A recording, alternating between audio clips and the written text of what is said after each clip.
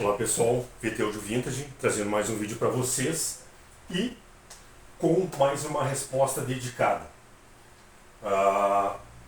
Mais uma vez o Paulo, deixa eu melhorar a perna do ali, Paulo Shiozaki participando. Paulo, grato mais uma vez pelo teu prestígio aí no canal e estou fazendo uma resposta dedicada porque eu acho bastante interessante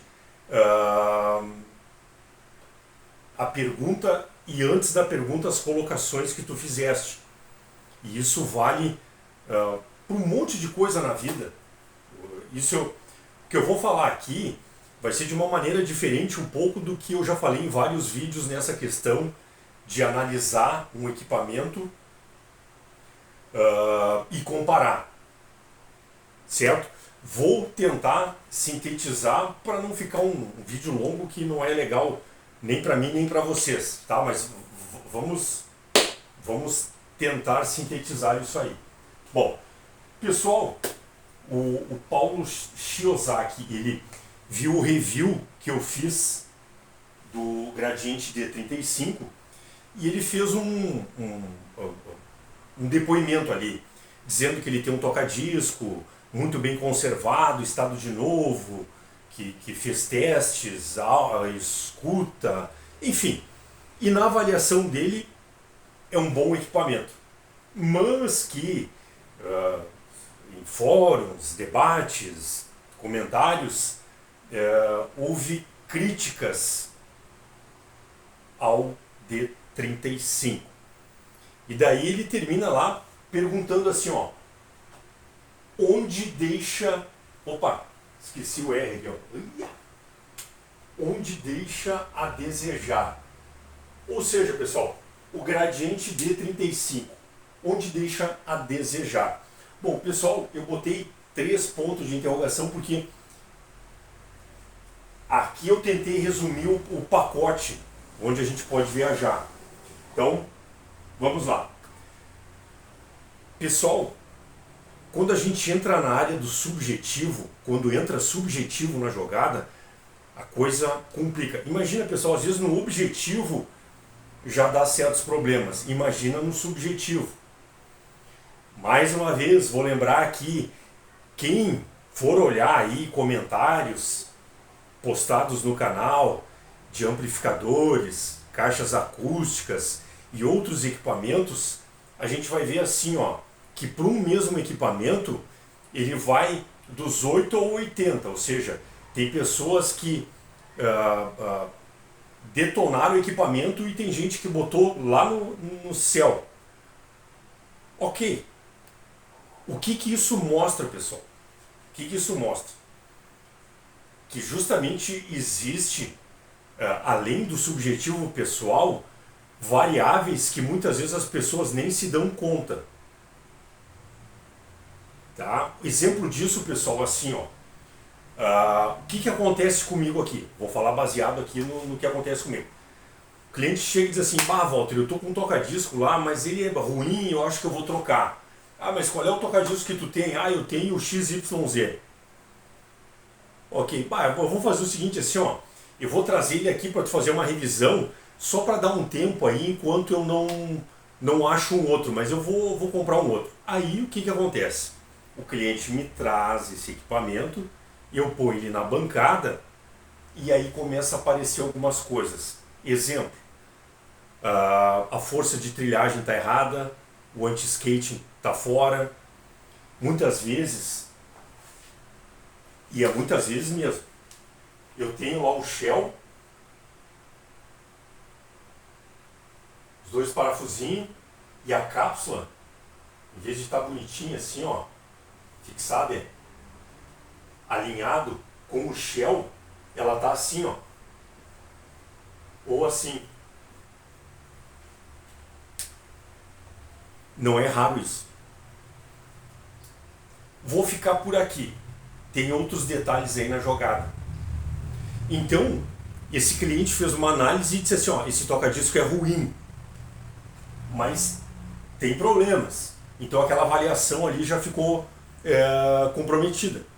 E isso acontece, pessoal, eu participei de alguns fóruns, lá em 2000, 2005, houve não sei como é que está agora porque eu estou meio longe aí de fóruns, mas naquela época era um bombardeio na internet de fóruns e tal, e papapá.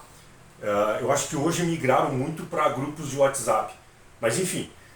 E aí muitas vezes eu olhava assim, tá, mas vem cá, o cidadão aqui detonou, deu essa opinião e tal, mas olha aqui, ó, ele não está levando em consideração isso, não está levando em consideração aquilo, o setup que ele ouviu é diferente, ele fez uma análise na casa do primo dele, e aí depois de um outro camarada, mas aí eram setups diferentes, ambientes diferentes. E o que acontece? Muitas vezes isso se propaga, e aí tem um monte de gente dizendo assim, ó, tal equipamento não presta, tal equipamento é ruim, tal equipamento é isso, é aquilo. E na verdade, todas essas avaliações estão contaminadas. Pessoal, olha só, comparação. Bom, eu vou ter uma referência na hora de comparar, né? Bom, eu estou comparando esse com esse. Aí eu pego lá o mesmo disco, de preferência o mesmo setup, né, pessoal? E aí eu vou lá. Ah, o equipamento é ruim. Bom, pessoal, essa questão de equipamento ruim, eu sempre avalio assim, ó. Depende do nicho e do nível técnico que vai se usar o equipamento. Então eu gosto de colocar a situação assim, ó. Não é o equipamento que é ruim, o outro equipamento é que é melhor. Porque são nichos. A mesma coisa, isso aí serve para um monte de coisa aí, automóveis, apartamento e tantas outras coisas em que a gente termina comparando uma situação, avaliando para ver qual vai adquirir. Tem a questão financeira também, ó, eu só posso investir até aqui. Nessa média, qual é o nível dos equipamentos?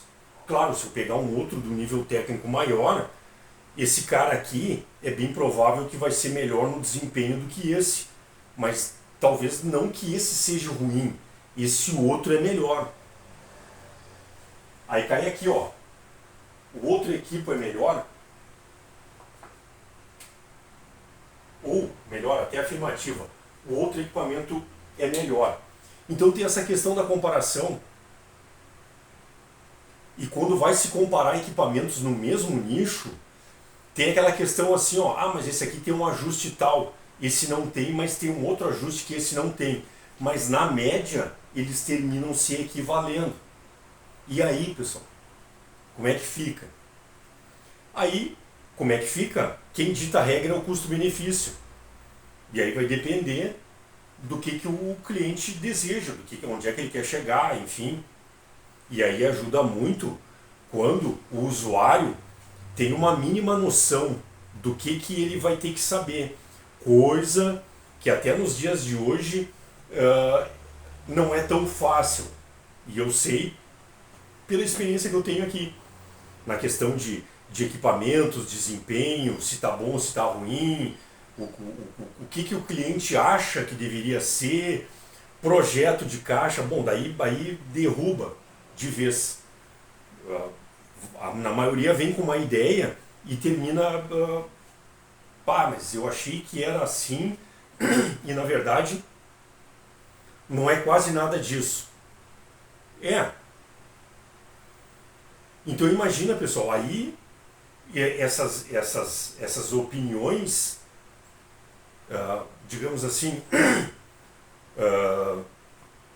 mal fundamentadas por falta de conhecimento começam a se propagar. E também tem uma questão da opinião própria de cada um, do gosto próprio de cada um. Aí, pessoal, existe o que? A análise técnica. O que é análise técnica? Bom, tem a spec do produto. Tá aqui, ó, spec do produto. O produto atende a spec, porque, pessoal, a gente está cansado de saber lá, vem aquela spec do produto, é linda. Quando a gente vai fazer a análise prática, não é bem aquilo. Exemplo disso, na revista, para mim, assim, ó, show de bola, foi e ainda é marcante, na minha condição de técnico, a revista Antena, nas análises dos equipamentos que eram feitas. que acontece? Tava lá o pessoal do laboratório da antena, recebia o equipamento, pegava a spec fornecida pelo fabricante, botava na bancada no laboratório e começava, pá, ó, aqui discrepou, aqui está dentro da tolerância, ó, aqui não é bem assim, aqui deu um problema. Ah, com a palavra fabricante tal. Às vezes vinha a resposta, às vezes não vinha. Enfim, isso é muito importante. Pessoal, porque se o produto atende a spec, ou seja, eu estou lendo isso aqui e o produto cumpre, isso aí já é uma situação assim, ó. Ah, mas para mim tá ruim e tal. Bom, aí é uma situação de análise de cada um. Aí tem análise subjetiva.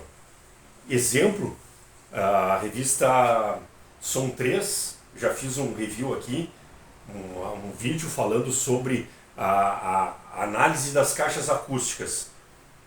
O que aconteceu? A revista reuniu audiófilos e fez um teste cego. Cada um levou uma maletinha lá com a sua discoteca, seus discos, e começou a brincar lá e foi pontuando itens levantados pela revista. Certo? Onde entra aqui, ó, teste cego. A maioria das pessoas, isso na prática que eu tenho, quando eu trabalhei no desenvolvimento de alto-falante, que a gente fez vários testes cegos. E pela experiência que eu tive nos fóruns, nos comentários, a maioria esmagadora das pessoas que emitem uma opinião, ela não fez teste cego. Ela olhou o equipamento, escutou, aí vem toda uma conjectura. Ah, esse aqui é ruim por causa disso e tal. Pessoal, é sabido, isso aí mascara uma análise. E é por isso que a gente fazia o teste cego lá no projeto dos alto-falantes. E a gente viu isso na prática. Fazer o teste da pessoa olhando, vendo quem era quem, e depois fazendo o teste cego, minha nossa. O que era bom depois virou ruim e vice-versa. Enfim.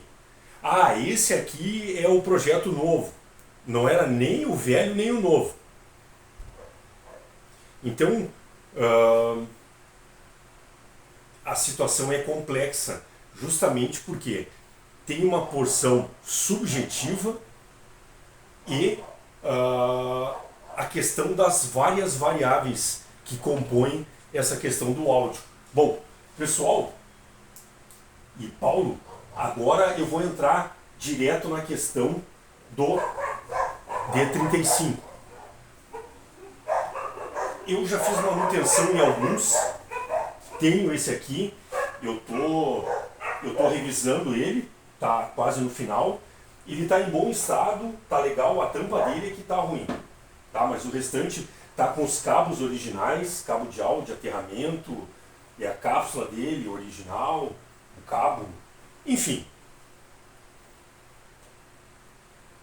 Vou dar a minha opinião, baseado na minha experiência. A questão de comparar, tu comentasse ali de eu fazer um vídeo, fazer uma análise.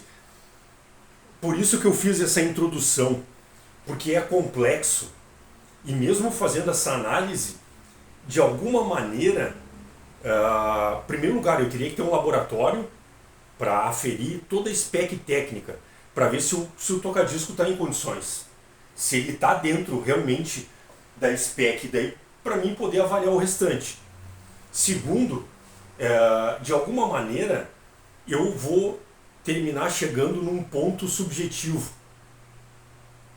E aí a coisa, ela na minha opinião, ela sai fora. Por isso que eu não gosto, e eu já tenho mais de 700 vídeos no canal, e muita gente pergunta assim, Walter, o que tu me indica? Toca disco, me indica tape deck, me indica caixa acústica. Eu não indico nada. Sempre a indicação que eu faço é a seguinte, se possível, teste você mesmo. Teste várias caixas, toca-discos, tape decks, tanners, amplificadores. De preferência, faz um teste cego, no mesmo setup, para essa avaliação poder ter o menor índice de erro possível. Ou seja, essas situações que contaminam uma avaliação. E essa questão do D35, pela experiência que eu tenho, a Gradiente, ela fez essa linha de toca-discos para a linha Compo, então ela usou o braço reto. Se a gente for analisar, toca-disco com braço S, braço J, braço R, shell removível, dedicado, direct drive, belt drive, sempre vai ter prós e contras. Mas usa uma cápsula tal, mas usa uma agulha cônica ou uma agulha elíptica. Bom, aí o que conta? O fabricante olha, vou fazer um toca-disco com esses recursos para atingir esse nicho. E eu acho que a Gradiente conseguiu isso, até pela quantidade de equipamento que ela vendeu. Tanto é que estão aí, em termos de robustez, qualidade. Essa questão que tu falaste da carcaça, de ser um plástico injetado, até por uma questão tecnológica, os toca-discos, lá na década de 60, 70, a maioria deles tinha uma caixa de madeira. E aí depois, com recursos tecnológicos, industriais, injeção de plástico e tal, acelera a produtividade, facilita outras coisas, enfim. A Gradiente, provavelmente ela fez os testes dela, tanto é que nessa época ela já tinha comprado a Garrard inglesa, então eu suponho que ela fez os testes para ficar dentro da spec, e aquela spec que ela estabeleceu para essa linha Compo, mais especificamente por D35, satisfazia o mercado. Não só nacional, tanto é que eu mostrei em vídeo numa revista francesa de áudio a som que tinha uma propaganda lá do 246 com um D35 lá na foto. Então ela estava vendendo aí para o mundo. Inclusive o D35, isso eu mostrei em vídeo, fez parte de uma avaliação de vários toca-discos da época, lá na revista. Dá uma olhadinha lá no canal, quem se interessar, eu mostrei isso aí. Certo? Então é aquela coisa, se alguém detonou o D35, bom, outros detonam o DD200Q, outros detonam o DD1, outros vão detonar o XYZ, não gosta daquilo, não gosta de lá, mas uma coisa que eu chamo a atenção, a maioria das avaliações, elas pecam por o setup estar contaminado, pelos fatores que eu falei na introdução. Por isso que eu estiquei mais ali. E é por isso que eu sempre reitero, pessoal, teste você mesmo, tire as suas próprias conclusões. Pessoal, um exemplo polêmico aí, vamos dizer assim, o Super A. Tem muita gente que fala, o Super A é bom, é isso, é aquilo, bababá e tal. Fez a análise dele. Só que vai olhar, aquele modelo do Super A nem tem mais o circuito. Tá? O Super A está só na serigrafia. Isso eu tenho certeza, pessoal, que acontece porque o pessoal vem aqui, fala do amplificador, eu boto na bancada e daí quando eu abro, nem tem o Super A. Aí bate um papo com o cliente, olha, o esquema é o seguinte, conta um pouco da história, daí a pessoa fica olhando assim, pá, e tal. Pois é, e tal, Isso eu já falei algumas vezes aqui. Caixa acústica, pessoas que adquiriram equipamentos mais tarde, que não são da época, compram, sei lá, uma Master 78. Aí bota lá no fórum, avaliou isso e aquilo, mas daí a gente vai ver, o woofer nem é mais o original, é outro. Mas aquela avaliação, ela foi para a internet, ela foi para o âmbito geral. E aí de repente aparece lá, talvez em algum grupo, em algum fórum, Fizemos lá uma planilha para ver quais caixas eram as melhores da época, e aí, pum, aparece lá determinada caixa, mas e daquelas avaliações positivas, todas as caixas eram originais, elas estavam em condições, o crossover estava com os capacitores revisadinho, bonitinho, alto-falantes originais, a fiação, enfim, não tinha nenhuma alteração interna. E aí, cada um que botou a avaliação lá, avaliou baseado num setup próprio. Pá, aí então a coisa descamba de vez. Então, Paulo,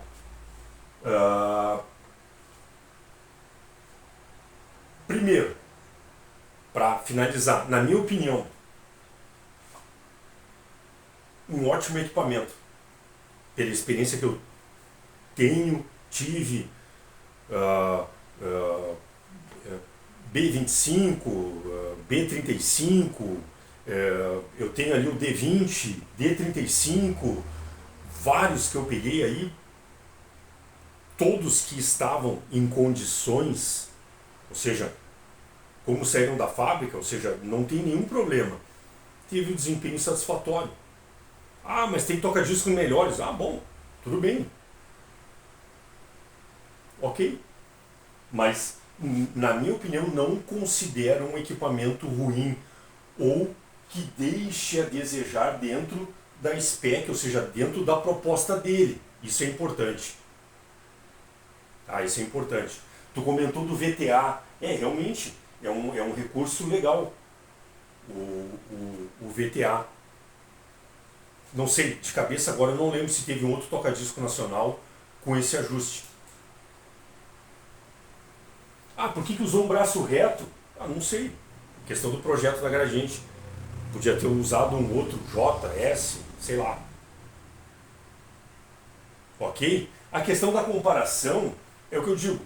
Para mim ficaria muito difícil e eu não me sentiria à vontade em fazer meramente um teste comparativo e dar a minha versão subjetiva da coisa. Aí entra num terreno que eu não gosto, que eu não faço. É que aí eu termino, não adianta, isso acontece sugerindo alguma coisa. Então não gosto disso e não faço. Então esse teste eu não vou fazer, ok? Mas eu acho que nessa explanação aqui, eu acho que eu consegui chamar atenção para alguns pontos, dar subsídio para essas análises. Então, aqui, quando tu pergunta lá, mas devido a essas opiniões ruins, então o que o D35 deixava a desejar? Eu acho que não deixava a desejar nada. Acho que está dentro do nicho que ele foi projetado. Se a gente for ver aí, tem toca-discos, eu peguei, agora eu não lembro qual é o modelo de um Technics, que pesava 14 kg.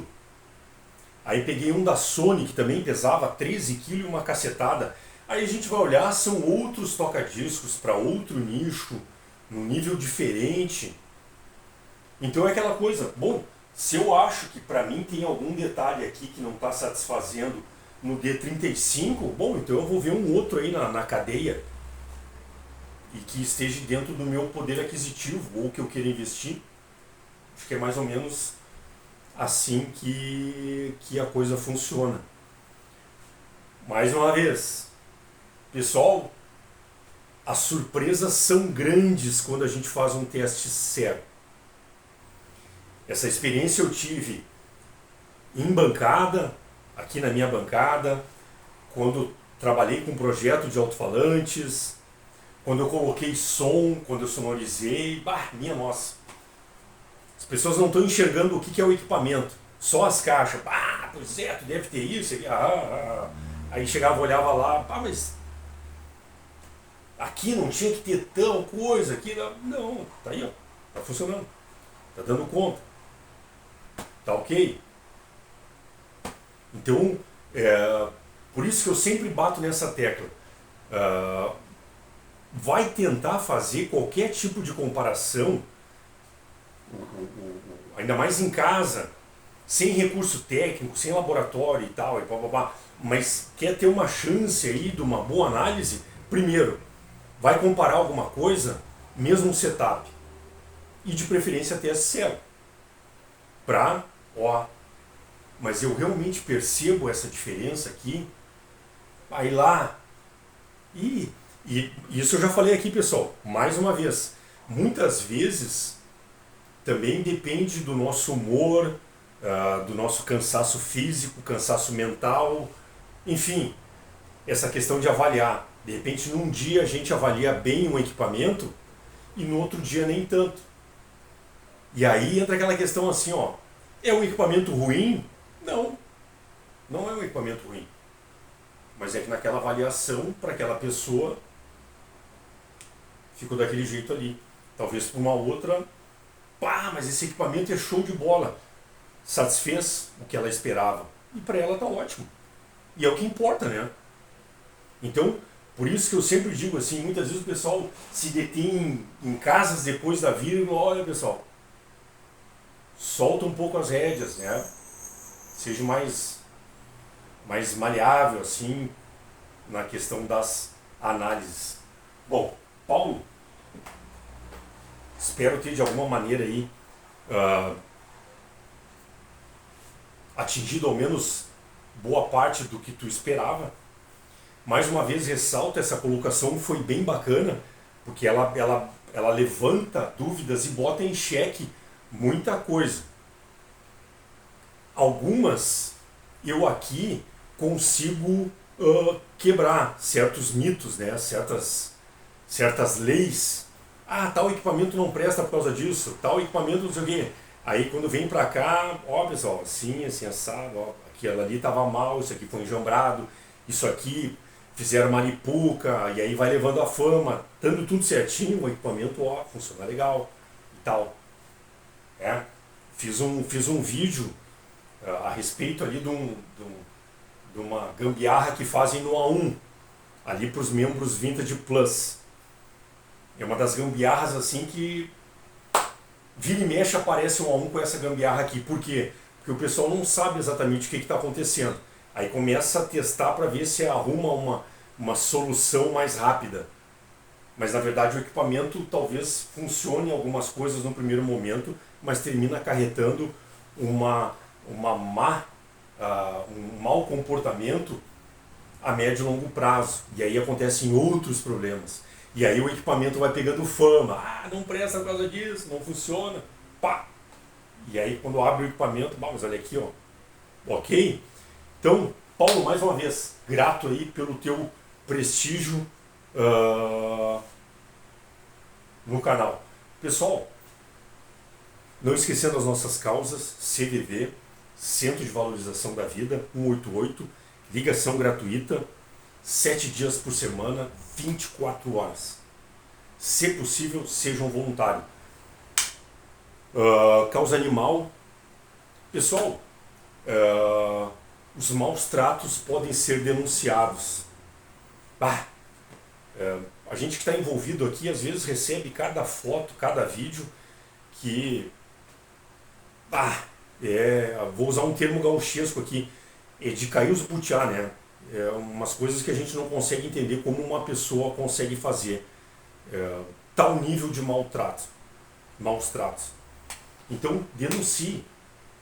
Tem casos aí de tutores aí que estão respondendo o processo.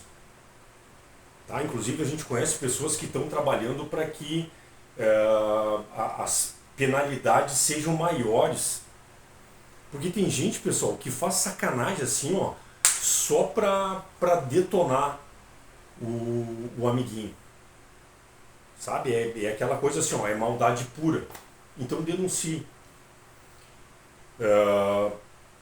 Uma vez, isso faz muito tempo, eu escutei algo mais ou menos assim, ó. Para que o mal triunfe, basta que o bem não faça nada. Ou as pessoas de bem não façam nada. Eu acho que isso é verdadeiro. Tá? Isso serve não só para os nossos amiguinhos, mas nas questões da vida humana. Por isso, uma das nossas causas aqui é o CVV, Centro de Valorização da Vida. Pessoal, OK Gás, solução natural em gás natural da manutenção ao projeto, OK Gás. Pessoal, Prisma Discos, fitas, CDs, DVDs, vinil e afins. Prisma Discos, no centro de Canoas, é bem fácil achar e está nas mídias sociais. Ok? Pessoal, ative o sininho para receber as novidades, dê o seu like, pense em prestigiar o canal com a sua inscrição. Grato a todas as participações e até um próximo vídeo.